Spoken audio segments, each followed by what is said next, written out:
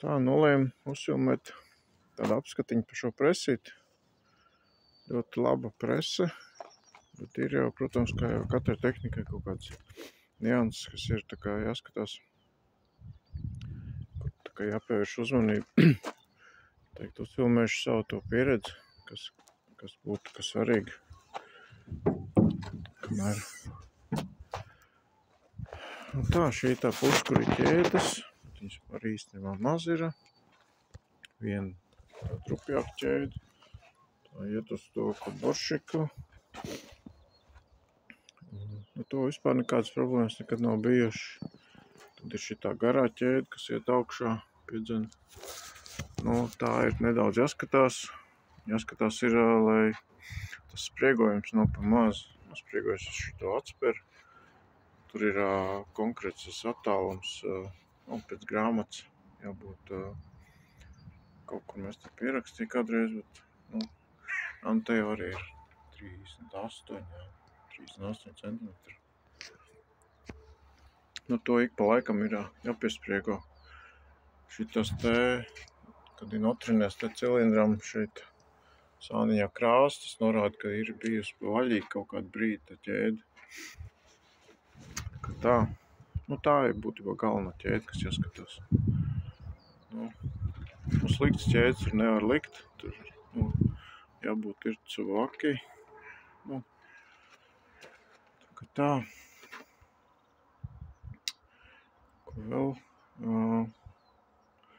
Vēl diezgan svarīgi ir eļļošana, kas pirmajā gadā sāka vien mazāk un mazāk eļļoties. Šitajos te dozatoros, kā viņas var sākt, ir tādi nelieli, ļoti tā kā kalibrēti caurumi, tāds spirālīts. Viņas kā aizsērējuši bija. Tur tā kā nācās bišķiņ uzlabot, palielināt tos caurumiņus, lai viņš tā kā eļļo vairāk, jo tikko neeļļo, uzreiz ķēdes sāk dilt un tādā garā. Tāpēc tur ir jāskatās tikko kaut kur, ja ķēdes nav eļļots, nav slapis, tad ir te kaut kas jādara, vai arī to regulātoru. Šajās pumpītes strādā ideāli. Vienkārši šitajos regulātoros ir, šeit ir iekšā tādi paskroju izjauts un tad nošmirģo bišķiņā un aiziet. No to laika nav vispār nekāds problēmas bijušas. Šitajā kastē iekšā arī ir ķēde garā, viņa tā kā nāk no augšas uz leju, kur, viņa taču tas pats izmērs ķēde šitāds, tā kā šī garā, tikai, cits garums. To arī īsti problēmas nav bijušas, jo viņš sanāk iekšā tajā kastē, tur putekļi mazāk tiek klāt, spriegojums uz šito atsperi, kā ir pēc grāmatas un viss, teikt. Kā maina to ķēdi, tā šo arī maina, šo arī bišķiņ retāk var mainīt, jo tur putekļi netiek klāt īsti. Tā.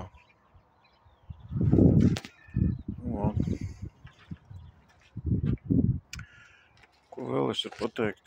Šos te pacēlājam, šitas rullīts, kas priekšā, baigā tolku no viņa nav. Man bija otra presa, kam bija vienkārši tas bleķis tāds, kurš, vienkārši tāds apaļš. Un tas bija īstenībā labāk, tāpēc, kad nodambē, tad tur 5 sekundžu laikā nomet nost to bleķi un tad līdz ar to atbrīvojas viss vieta priekšā. Šitam te, tas rulls ir nenoņemams, tad es te uztaisu nedaudz modifikāciju, lai varētu vismaz šito daļu noņemt nost, lai tik klāt, kad nodambēt šito te stieplīti vēl drošībai, bet šo palaužu uz atpakaļ. Tad šis viss, nāk nost bez skrovēšanas. Līdzīgi tā kā oriģinālam tam ir. Līdz ar to tur ātri tiek klāt. To vajag izdarīt, jo cilvēki ir dirsā, tad, kad nodambē. Lai cik viņi jaudīgi tā presa nav, viņi dambē. Vienkārši gribās vienmēr ātrāk un tad ir rezultāts. riepas izvēlēju šitās platās, kas ir tādas atšķirībā no tām, kas ir tāds apaļīgāks, šaurāks, viņas tās vienkārši paši par sevi lēkā pa ceļu. Šitās kaut kā nav tā, ka tu brauc pa asfaltu, ka viņš sāk lēkāt, tā kā basketbola bumba. Normāli viņas tā nāk vienkārši pakaļ. Vēl ir laipa. Ir 2 vietas metināts. Nu, tā ir nepareizas eksploatācijas sekas, tāpēc, kad 1. 2. gadā dažreiz galos, kad jau sienas saka nav un rulls ir pilns, tad braucot, laid ārā rulli, lēnām brauc un laiž ārā. Un sanāk, ka tas rulls ir tik smags, ka viņš to laipu nospiež pie zemes un sanāk lauziens. Pēc tam tā vairs nedarīja un tad jau vairs arī nav tāda problēma. Šitās atsperes, kas ir laipai, arī oriģinālās, šī ir oriģinālā, kosmos dārga. Pirko oriģinālo klāsas atsperi. Biju pirms tam uzlicis tāds nedaudz rasnāk, stingrāk, bet viņš nestrādā, jo tas rulls nespēja to laipu nospiest lejā. Līdz ar to nevar stingrāk arī likt. Atspērim jābūt tādam apmēram, kā jābūt ir. Šī ir nedaudz stingrāka, bet viņa nedrīkst arī tā atspēr nelaist to laipu lejā. Pa vaļīgi arī nevar būt, jo tad atkal tas sensors, kas šeit ir, kas uztver to laipu, atkal nav, tad, kad viņi pacelt, viņš rāda, ka laipa ir tomēr lejā vēl un tā.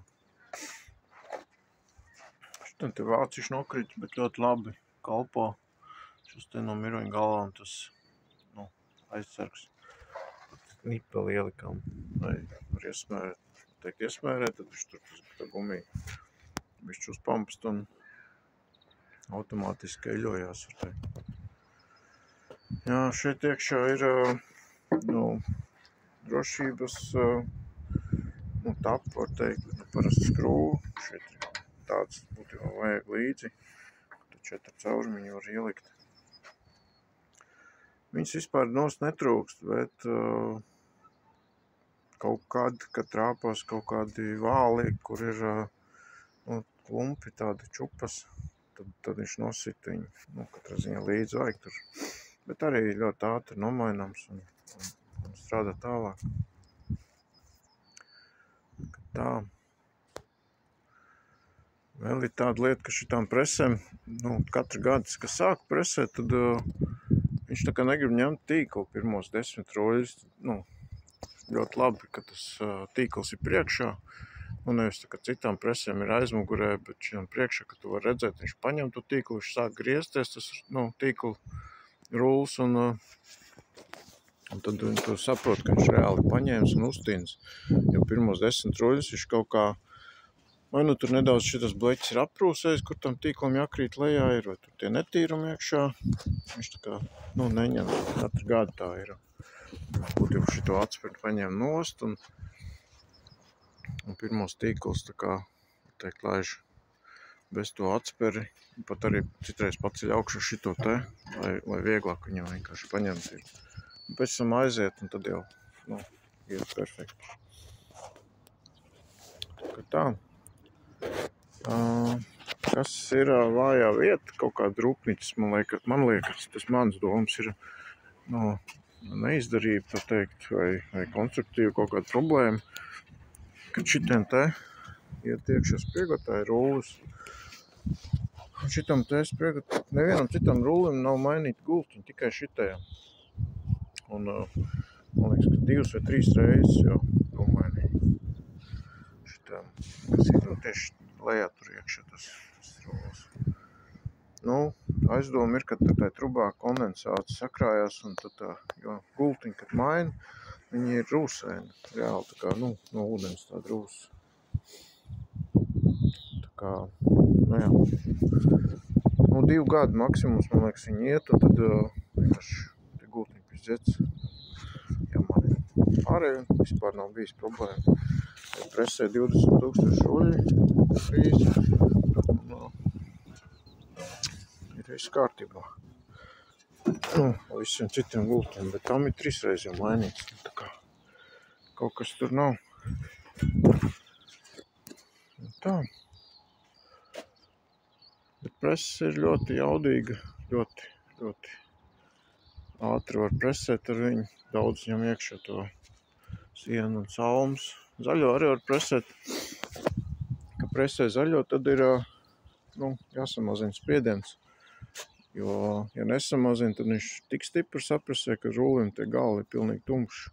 Tas sāni. Tā kā. Un tas tā kā moc to presi, nevajadzīgi. Jo viņš tāpatām tin no vidus un viņš sapresē ļoti stingri. Bet tu pamācībā oriģināli ir no rūpnīcas, kad spiedienam jābūt mazākam. Tā kā tā. Man liekas, ka viss pastāstīja. Būtībā labs, ļoti labs aparāts.